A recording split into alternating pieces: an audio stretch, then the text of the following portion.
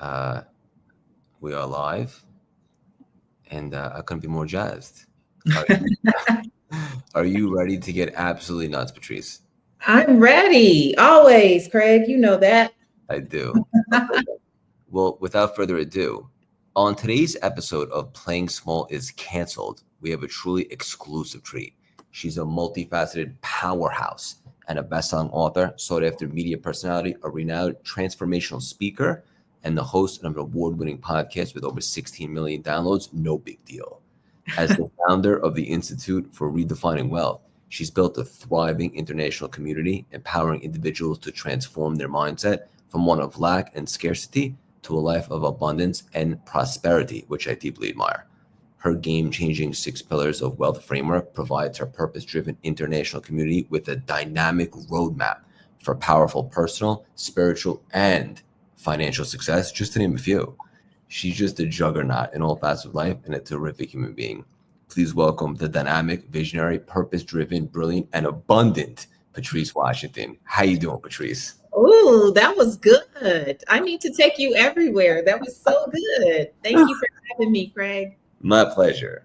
I was really excited for today's episode. I say that all the time, but me and you got together a couple times already, and if I'm being honest, I feel the magic every single time that we do. And a lot of my community members have said the same. So couldn't be more pumped today. And let's dive in. Let's get absolutely crazy. Are you ready for me? I'm ready. Let's do it. Okay. Little icebreaker with you to kick off. I saw you talking about this and I just thought it was the most profound concept. I wanted to dive right in. What exactly is a soul detox? Oh, that is so good. A soul detox is actually a process that I take myself through every year for my birthday.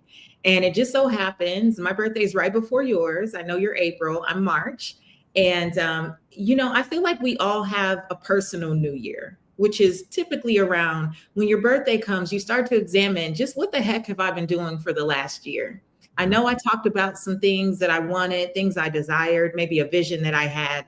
And almost 365 days have gone by, and I want to see where am I really. And every time I have done this exercise of reflecting on how far I've come, it's also illuminated for me where I have allowed extra baggage and weight to Mm. slow down the vision, to slow down some things that I really wanted to see come to fruition. And so a soul detox is similar to a physical detox. I know you're a marathon runner. You've probably, heard people talking about, if you haven't done one yourself, a physical detox. And whenever you need to physically detox, you feel sluggish. You feel like you're carrying extra weight, maybe there's a little brain fog. There's different symptoms that your body like is illuminating for you that says, hey, I need to eliminate some waste, I need to detox some things. I believe the same thing happens with our purpose when we're in need of a soul detox. When we start to carry around the weight of other people's expectations, maybe some ego driven ideas and thoughts that no longer serve us. Maybe we feel confused about what our next steps are, and we want to move with more power and more clarity. Those are signs that you need a soul detox. And so for the last 3 years, leading up to my birthday, I go through the process I take myself through with my community. So now I invite people to this 3-hour training where we do it together the day before my birthday. And it has been a wonderful, wonderful journey, because we talk about the ideas, thoughts, limiting beliefs, practices, rituals, anything that is not serving who we say we want to be for this next year. We go through it and we look for not just self-awareness, but soul awareness. Self-awareness is kind of that awareness that, like, oh, I don't like this thing. Soul awareness is getting very, very clear, though, about what your soul is calling you to. So what you have to remove in order to move forward. This is off the charts. And I'm just thinking, like, if you put poison into your body, right, or if you have something that wasn't cooked right, if you get salmonella, it destroys your insides, right? So you have to detox a little bit after that. The same is true for things that you bring into your soul, right, into your life. And if we don't let go of those things, we're going to be operating from that vibration, which can actually be hindering our performance. So to create the time and space to do a detox, to make sure that we're conscious of letting go which is not only no longer aligned with us, but might actually be holding us back, is Yeah. actually a portal to expansion. Absolutely. Absolutely. You have to pave the way. You literally have to clear things out so that that flow can come back. And a lot of us don't even realize how impacted we are, like literally and figuratively, but like impacted. Like, so we keep taking on these external ideas and thoughts, opinions. We're looking to the left and right of what other people are doing, how other people are showing up. And we do everything but ask ourselves, when it's all said and done, what do I really want? When I look back over my life, what do I want to be able to say I've experienced? How do I want to say that I lived? Who do I want to say I was in partnership? How do I want to say that I lived my life? And most of us can't answer the question because we don't even take the time, Craig, to put time aside to deeply ask those questions and to put ourselves in spaces and places where that type of language is common. Because I believe that's the thing. It's the proximity to the language. You know, when I first met you and I'm hearing you talk and we're hearing each other talk, I'm like, oh my gosh, we sound the same. You know, like, wow, we use a lot of the same language, but we also have put ourselves in places where taking time to examine these things are normal. It's a normal process. It's a part of the process of growth and evolution. And it's not how I was raised. I wasn't raised to think that you could take time to ask yourself deep, questions and to reflect. It's a practice that's been built by being around people like you. I know with certainty, we might scare some people right now, but I know with certainty that this is not the first time I've met you. And when I say, I mean like this carnation, like our souls have definitely been connected before. I couldn't agree more in regards to the alignment, and we just speak the same language. It's beautiful. Let's go deep today. I know a lot of the stuff you talk about is wealth, and we're going to hit that, of course. But another thing that we talk about is being born on purpose, with purpose. Just to be clear, to set the record straight, is everybody born on purpose with purpose? Yes, I genuinely believe that. I genuinely believe that each of us is born with purpose, on purpose, for such a time as this. There is no coincidence that we are all here. Sometimes I hear people say, oh, I wish I would have been born at a different time, or I wish it's like, and maybe you were, right? Maybe your soul has been here before, but right now in this body, in this iteration of yourself, you were born with purpose, on purpose, for purpose. There is work that your soul came to work out. There are things that you came here to explore. And I want to be clear, Craig, that a lot of times when people hear, oh, you're born with purpose, you were born for purpose, people automatically get to thinking that that means everyone should be an entrepreneur. I don't believe that everybody needs to be an entrepreneur. I believe that everyone needs to be aware of the gifts and skills and talents that they bring to the world. And many of us don't even acknowledge those gifts, those skills, those talents, some of the things we got freely, right? At birth. That's why I say we were born on purpose, with purpose, for purpose. We got it at birth. But because we start looking around and trying to compare what we got as a gift to other people's gifting, we dismiss and diminish what we have. And then we, put through life thinking that everyone else has some magic, pill or magic bullet that we don't have. And it's not true. We were all born with the thing. I have been a talker, Craig, my entire life. No one had to teach me. As a matter of fact, that is the thing that was most attacked and weaponized when I was a kid. And a lot of us, if we think about it, sometimes the reason we don't believe that the gift that we have is truly purposeful is because it was not understood by maybe people we were around when we were younger. In my case, I was always told I talk too much. I talk too much. I talk too much. And Craig, now I get invited to talk all day, every day. I get paid to talk on stages, on television, on the podcast, everywhere. Like, it was always my thing. The thing is, do you want to take the time to embrace it, not find it? You don't have to find it because it's already in you. Do you take the time to embrace it? And then do you take the time to cultivate it so you can take it further? That's the thing. But yeah, I believe we were all born with it. Beautiful. Okay, so 2 questions. Are our gifts Ours, or they were given to us and we're the managers of them? Oh, that's so good. I believe we're the managers of them. No one's ever asked me that, but as you put it that way, I believe that we're the managers of them, because this is what I say. A lot of people talk about passion, Craig, and they'll say, "Oh, follow your passion and the money will come." And I've said for years now, passion is beautiful. I'm very passionate about what I do, but I had to evolve to become passionate about what I do, right? Because passion is the energy, the excitement. You love it so much, you'll do that thing and not even think about time. And that's for you, though. That's to make sure that you stay locked in. But purpose is, how do you take those gifts and use them to be a blessing to other people? And so, based on your question, I feel like I am a steward of the gifts that I was given. And my purpose is to use those gifts to be a blessing to others. So I'm just here to hold them for the season that I get to do that. Could not agree more. And then, so my second question was, it sounds like sharing our gifts that we're the managers of with the world, our own unique ones, is a must. Is that right?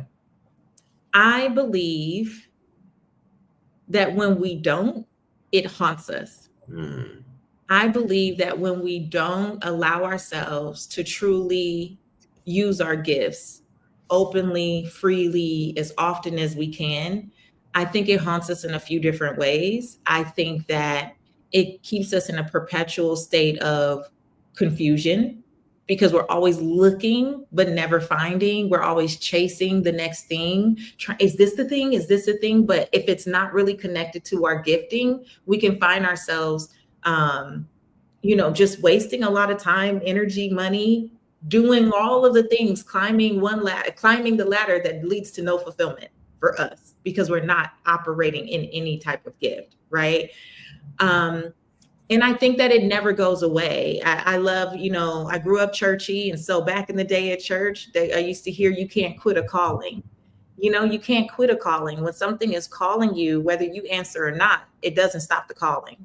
It's that constant, pulling you forward towards it. And most of us will ignore it. We will keep ignoring it in favor of what seems more practical, what seems more acceptable, what seems like society will validate that and applaud. And in my community, I serve so many high achieving women who have been so applauded for all of the accolades and the career success and the degrees and the certification, and all of that is beautiful.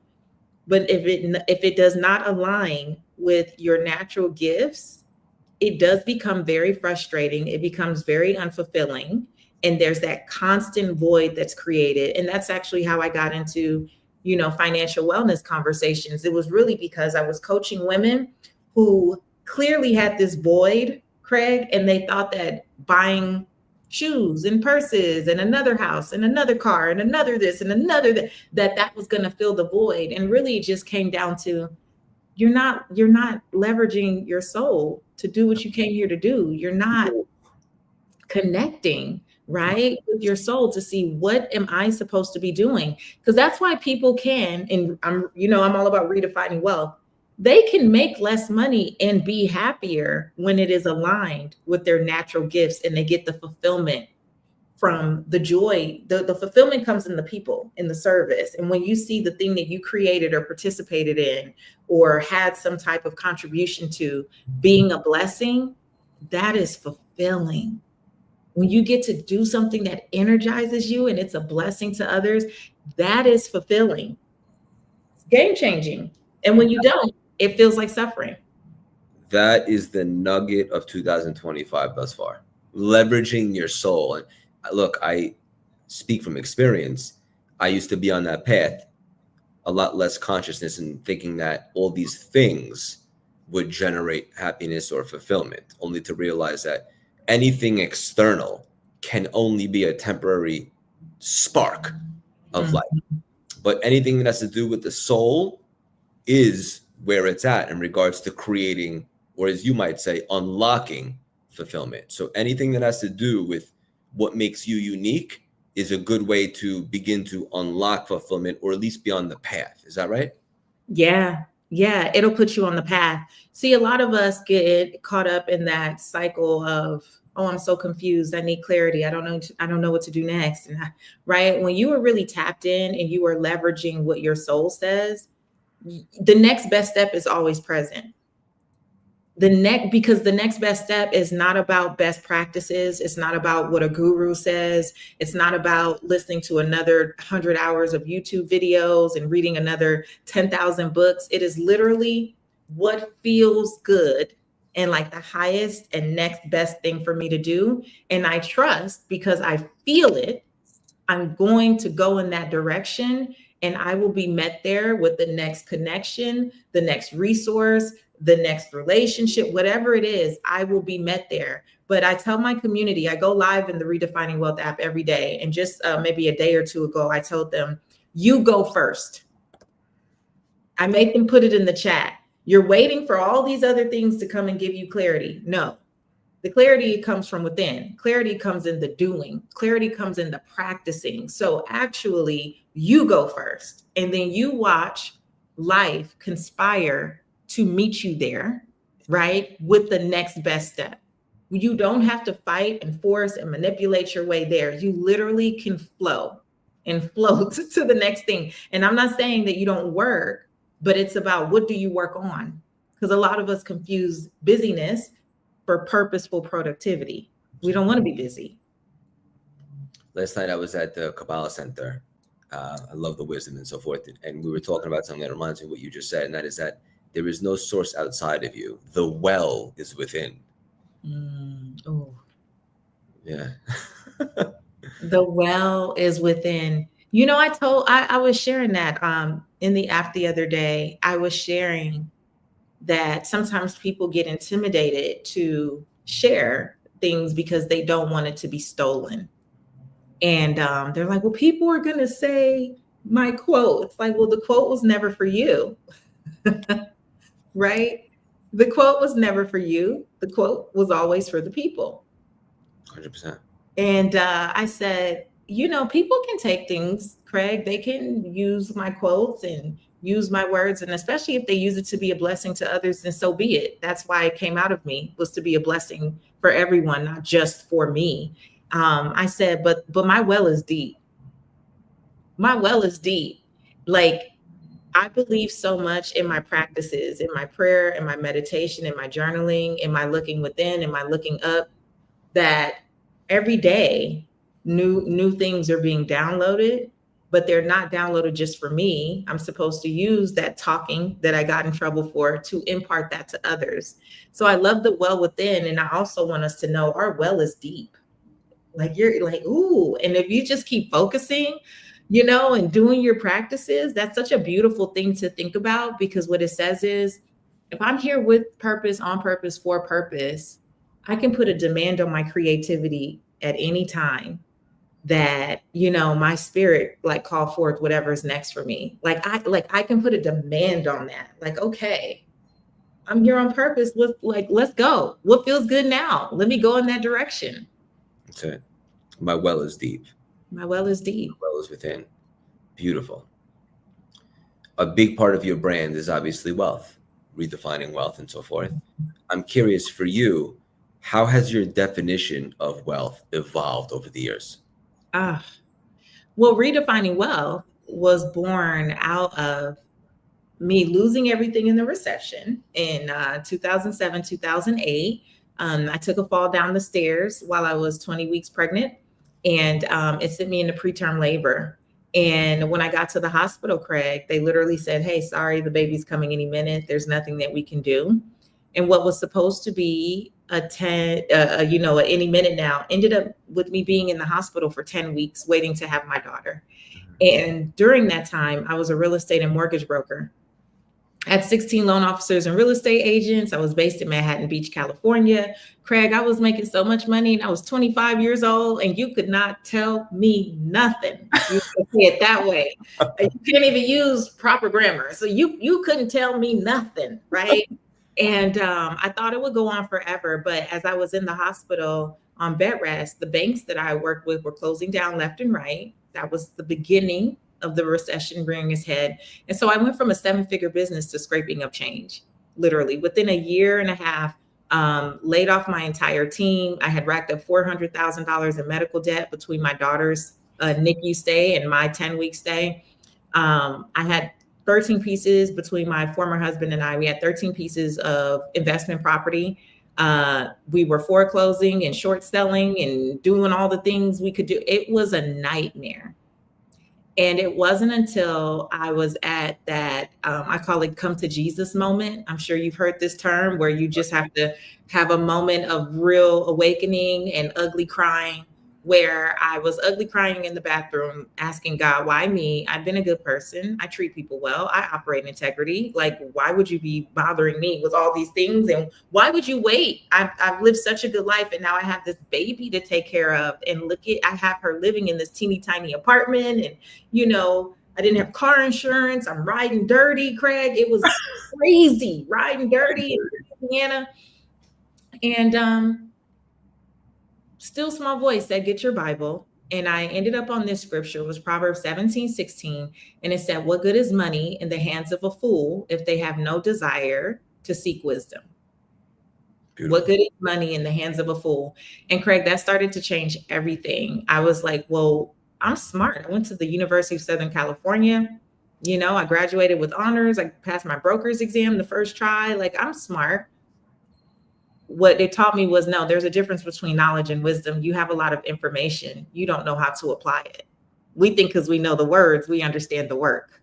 So that was one of the first things I learned. Oh, I understand all these words, but it's not until you can put it into practice, you understand the work that it really is valuable to you. And then it also encouraged me to look up wealth. And that's where I learned. It was 2009, March 9th, 2009. I'll never forget. That was the day that I learned that wealth was not just money and material possessions. The original definition of wealth was the condition of well-being and happiness.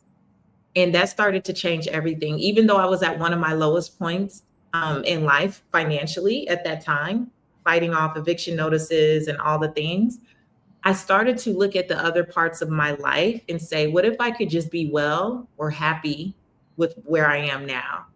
And I started to put all these practices, rituals, mindsets, was reading all these books and taking in all this information. And now I call them the 6 pillars of wealth. But by pillar, I started to change everything. And it wasn't by looking at my budget or credit reports every day, Craig. It was by how I was living my life on a daily basis.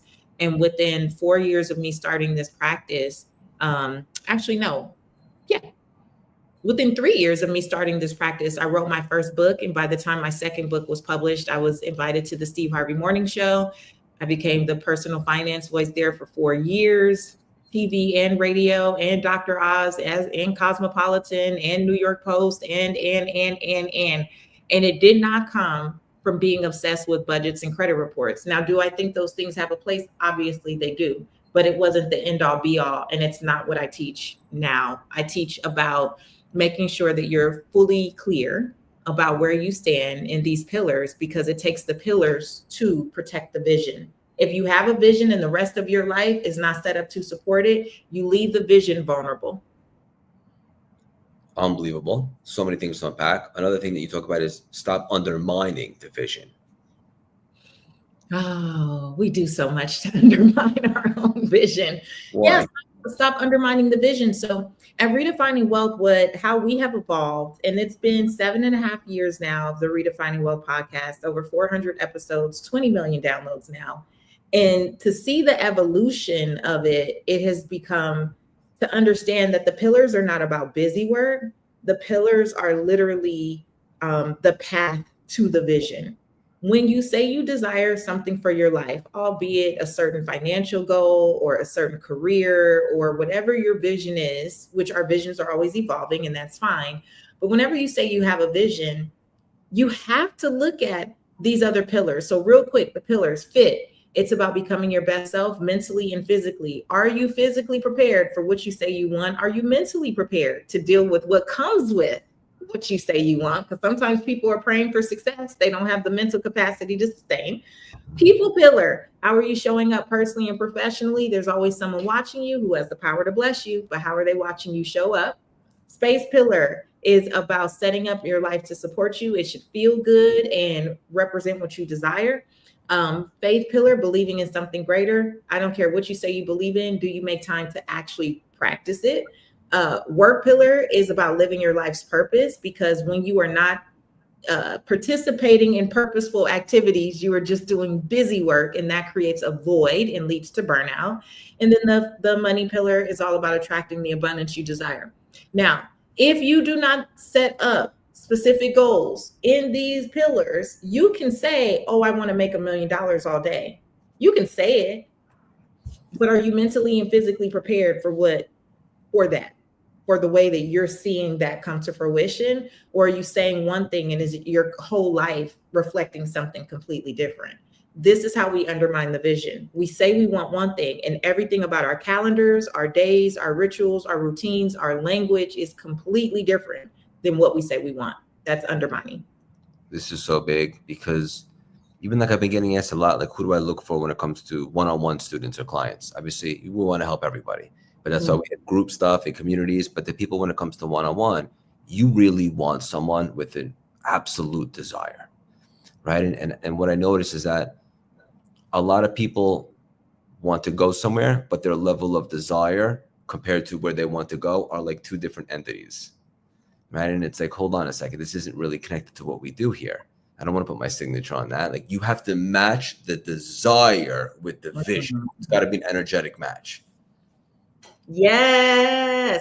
You know why I believe a lot of times the desire does not match?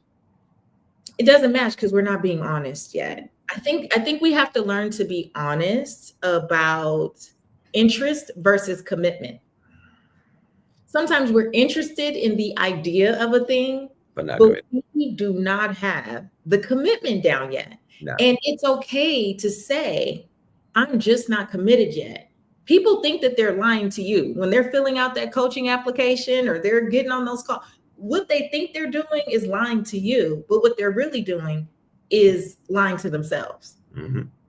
And so when we lie to ourselves and we believe that we're more ready for something than we actually are, or that we have a greater desire for something than we actually do, we waste a lot of time, our time and other people's time. We waste a lot of money and we waste a lot of energy when we really could take all of that, the time, the money, the energy, and redirect it towards something that we are ready for and committed to. And it's okay to say, I'm going to get there, but right now, what I'm most committed to is X, as opposed to pretending that you're committed to Y, Z. You're not. You're just not, because commitment would make the difference. Commitment would make you clear your calendar. Commitment will make you get resourceful and find the funds to do what you say you want to do. Commitment would make you have some uncomfortable conversations because you need to get that over with so you can keep moving forward with what you need. Commitment brings a whole nother beast out of you. Interest will keep you going in circles, thinking that you're doing something and you're not. That's so beautiful. Specifically, something that you said really spoke to me about. When someone says they don't have the money to invest or do what they want to do, it's because they're only interested. They're not committed. Because if they were committed, they would find a way. Let's be honest. Every time. Because when we decide, I really do believe the whole universe conspires to support us. But most of us undermine the vision by fighting for our limitations.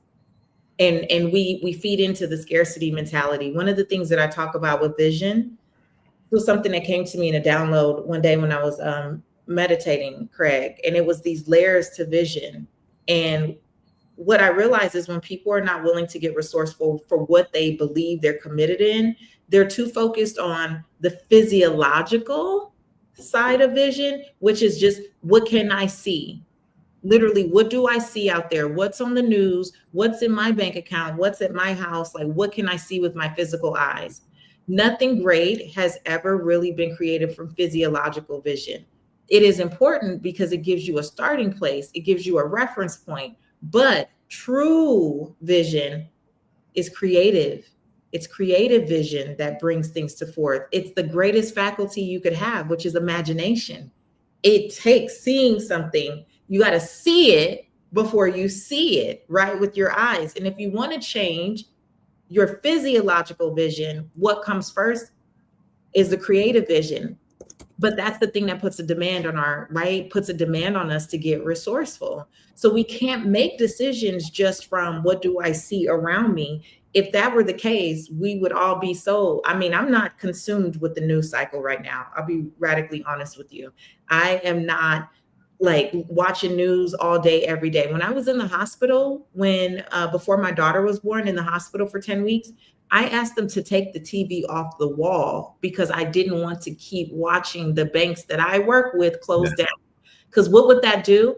It would get me stuck in physiological vision. And then I would be here panicked about what's going on outside of my control, as opposed to what I had: prayers, journals, singing to my daughter off tune in my stomach. I was doing all the things.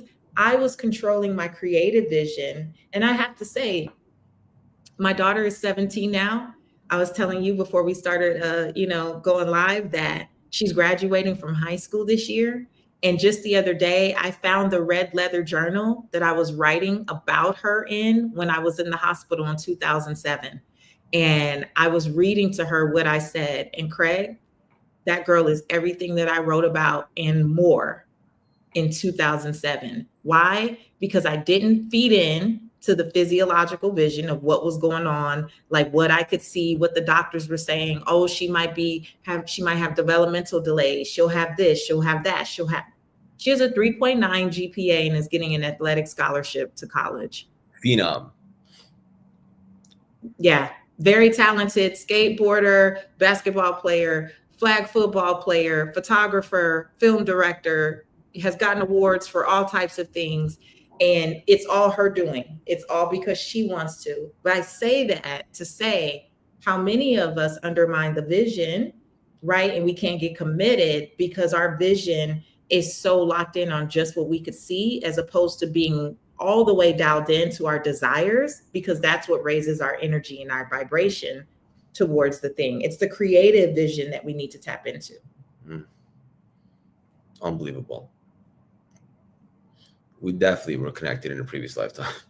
I love everything that you're saying. One thing I wanted to hit on also before we hop today is money. Yeah. You know what money really is, but most people don't. They put it on this pedestal. It's this thing that has control over them. What would be a nugget that maybe you can share to break down the energy of money for someone that might be struggling with their current relationship with it, to maybe be able to create it a little bit more effortlessly? That's a good question. To me, money is literally currency. It comes and goes. There's ebbs and flows, and it's just about leveraging it as a tool to continue to create the vision that you say you see for yourself. Like it's literally just energy. It comes and goes, and it's not supposed to be hoarded. It's not supposed to just stay here. It's supposed to stay cyclical and stay flowing and stay in currency. I think of it like a river, right? Like the current it's flowing. It's just flowing, and it just floats you to your next thing. Now, I do believe you have to have a respect for it. There's a respect that comes with it. There's an acknowledgement. Something that I teach for fun, even when I speak at like high schools and, with younger people, I start to teach them that it's not even about the denomination of money. It's about the respect and the discipline. So I don't care where I am, Craig. I could be dressed up in a ball gown. You could say, hey, let's go to the Met and meet me in NYC. And I'm like, I'm coming, Craig. I got my ball gown. I'm ready. And if there is $1 on the ground, I will, in my beautiful ball gown, politely bend down and pick it up, because I see it as the universe just sharing with me, like, hey, money is all around. But are you willing to look crazy? Are you willing to be uncomfortable? Are you willing to even see that money is all around you? It's not about the denomination. It's about the respect and the discipline and the awareness that it truly is all around at all times, no matter what else is going on in the world. It's always available. That's right. And anytime you have that scarcity, that, oh, if I invest here, if I spend it here, then it won't come back there, you're cutting off the flow because You cut off the flow. you're supposed to breathe in, breathe out. But the moment you hold on to it like that, it's like you choke on it. You know what I do when I make big investments, like in the business, or if I invest in like a coach or program or anything, I bless it from the beginning, because I have no scarcity that any tool or coach or resource that I use is the end all be all. I believe that I'm giving God something to bless by participating in taking the next step towards the vision. And right now, if this is the best next step, I'm going in that direction. And guess what? I'm going to learn new things about myself. I'm going to create new perspective, create new relationships, get access to new resources. Sometimes I've invested in things and it wasn't even for the outcome that they promised. It was the relationships that I got to build in that mastermind that are now lifetime friends. It was one tool that ended up saving me thousands of dollars a year, for several years. There's always so much more. And this is back to soul detox. And for anyone who's watching, I am doing another soul detox on March 14th. So please join me there, patricewashington.com/soul detox. And it's totally free. But Craig, it is about literally continuing to just say, okay, I'm listening to my soul, and my soul says, go in this direction. There is, I believe, I know you've heard success loves speed.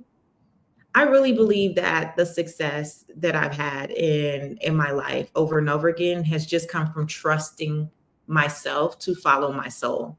Every time I try to hold back and do it like so-and-so, or, I restrict things out of fear, nothing beautiful comes from that. I have not really experienced personally any blessings from that. It really just adds to suffering. Sometimes we prolong our own suffering thinking that we're helping and we're actually hurting. So yeah, it's following your soul. That's huge. That's just the energy behind it. I like how you say, bless it. Bless it. I bless it. Yeah. Anytime we're like, oh, we're a little resistant, I don't want to let go of this, you're immediately subconsciously thinking that's because you don't believe that it's going to continue flowing. In fact, I would even encourage people to start, whether it's donating or tithing or giving for the right reasons, in an effort to bring in more. Not the other way. Not wait till you have more to give. Actually give to get. Yeah, no, that's a big one. I think that also undermines the vision, is this constant stalling and waiting, and when this happens, then that. You know what ends up happening? More things that distract you from life's goodness. Like the only thing that happens is you wait, you stall, you procrastinate, and then it feels like, and then this thing, and then this thing, and then this thing, when really, I don't know. I just feel like the momentum comes from taking the next best step. That's where the energy is. That's where the momentum is. And bless and release things. Even when you pay a bill, you can write on the envelope and say, I'm grateful for the lights that you provided for the last 30 days. It's my honor to pay this bill. Not it's the first again, not that type of energy. You want to like really attach a positive, genuine, cheerful energy. You say you want to be a cheerful giver. I want to be a cheerful payer. I want to be cheerful with anything related to my money. Just to put a pin in that, I think what people don't understand, I encouraged you to consider, is that the blessing is in the giving. The blessing is in it. Yep. Giving is a wealthy habit. I have that in my first book. Giving is a wealthy habit. And you don't have to wait until you think you're a philanthropist level to give. You can start with wherever you are. Again, it's never the denomination. It's the intention. It's the desire. It's the energy that you put behind it. Yeah. Love you. So there's that. This is great. Before you talked about the app that you have, that you speak to your community and so forth, where could people find the app, and how do people get involved or maybe even stay more part of your movie? I know you have a live event coming too. Yeah. So the Redefining Wealth app is my love offering to my community. It is, I believe, a great alternative to people who are tired of being in spaces where scarcity is the dominant language. We speak from abundance. We speak with clarity. We speak about vision and joy and love and all the things that we desire. And I teach about the 6 pillars of wealth and how to activate those often. And so since December 15th, Craig, I've been in a 365-day consistency challenge. Today would be day 82 of me going live. And I went and invited them here to participate today as well, since I'm speaking later. But it's my love offering. It's a free app. It's available on your iOS and Android devices. We have a book club right now. Sahil Bloom will be with us in April. He's coming to do a discussion for us around his new book, The 5 Types of Wealth. So we do book clubs. We do empowerment panels where women in our community get together and help talk and train on different topics. It's just an incredible place. It's like an incredible, loving place. It is a space for like-hearted people. I don't believe in just being with like-minded people because that doesn't challenge or stretch you, but you want to be in a space with like-hearted. We don't have to be on the way to the same thing. We just need to have the same type of energy, and we'll get there together. So, and we also do purpose chaser meetups all over the country. So we have folks in the app who will put together something and say, hey, Boston, come out. Hey, New York, come out. And it's beautiful. So that's that. And then redefining. Real quick, you said being around like-minded people isn't always great because they don't push you. So what's the alternative? What should we look for? Like-hearted. Like-hearted. We don't have to have the same mind. We don't have to want the same things. But if we have the same type of heart and energy, we'll always be fine. Beautiful. Yeah. And then the Redefining Wealth Live is back for my 3rd year. It'll be September 12th through 14th. You can get on the wait list right now at redefiningwealthlive.com. But here's the thing, Craig, that my soul really wanted me to do this year. I felt really led to do a really deep, intimate, high-level experience with just 44 people. So I know people are like going, oh, I want 200 people in my room. I want 300. I was like, I want to look eyeball to eyeball with fewer people and go deeper through this work for 3 days together in Buckhead, Atlanta. And we will have general admission virtual tickets that, everyone can join from anywhere in the world. But I just feel like miracles are going to happen when you are in such an intimate space. And I chose 44 because on March 15th, it's my 44th birthday. And I was like, I just want to have 44 people in the room with me doing that high level work to go through the stages of redefining wealth.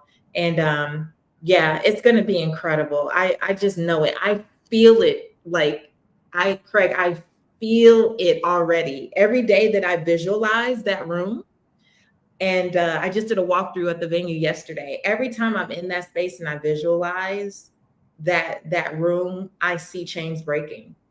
I see the energetic chains on people breaking, and I see people really taking the mask off and taking off all the layers of complexity they put on to just truly walk in their most authentic truth. And I'm really excited. So that's September 12th through 14th. And again, redefiningwealthlive.com. You can get on the wait list and check it all out.